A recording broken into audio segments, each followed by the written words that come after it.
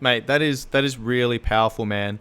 And that is literally mindfulness, right? Is like understanding that emotions are emotions. They come and go, right? And I've heard this explained as like someone saying like, if you are trying to be happy all the time, you will never succeed, right? Because if people think that if they're chasing happiness all the time, okay, if something makes them not happy, all right, then they're fucking sad, then they're depressed, then blah blah. Like emotions are emotions; they come and go, right? So, if I heard this, someone say like, if you think that you can stay happy all the time, that's like trying to ride a wave, right? You can ride that wave for a certain period of time, but then that wave's going to crash. What do you do now? All right, you've got to fucking paddle back out. You've got to stay on the board. You've got to wait for the next wave, right? And that's what emotions are like, man. They fucking come and go. And as soon as you understand that, then, so many things affect our emotions. Our environment is a big one, bro. What we do, like social media, like what we read, what we listen to, who we speak to, who we interact with, how we eat, how we're sleeping, training.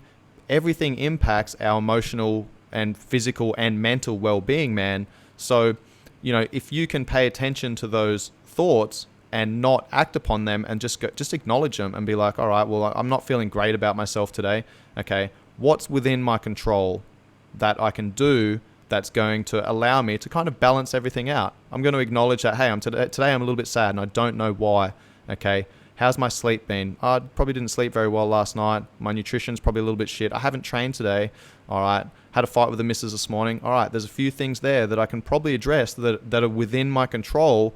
That's kind of going to balance me out a little bit. But if I don't pay attention to it and I don't acknowledge it and I don't put some action steps in place to balance myself out, and ride that fucking sad wave out, or whatever you want to call it, like, and put myself into a good position to be able to catch the next happy wave or whatever it might be, like, we can only control what we can control. So I think it's really important to, as you said, spend some time with yourself, man. Have your own fucking thoughts and acknowledge those thoughts and process them. You don't have to act upon them. You don't have to attach meaning to them, right? Just understand that they're going to come and go. And something I heard someone say, I think it was a book or a podcast or something, was like, think about your thoughts like a thief in the night, right? If a thief in the night comes into your house, right, and you've got all of this stuff, and they steal like a TV and a stereo and blah blah blah, like, you're attaching meaning to those thoughts, and those thoughts are going to then hijack your attention, right? And you go off on this tangent, and then you start going down the hill. Rather go, all right, this thief has come into my house. I'm not going to give him anything to take away. Okay, the thief goes, there's nothing here.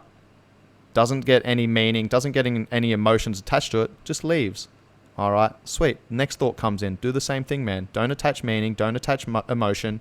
Acknowledge it, and then, afterwards go, what do I want to act upon? Okay, I don't need to, be reactive to those things. I understand these thoughts are coming in, but there's going to be some thoughts that are going to be important, that are within my control, that I can start putting action steps into place.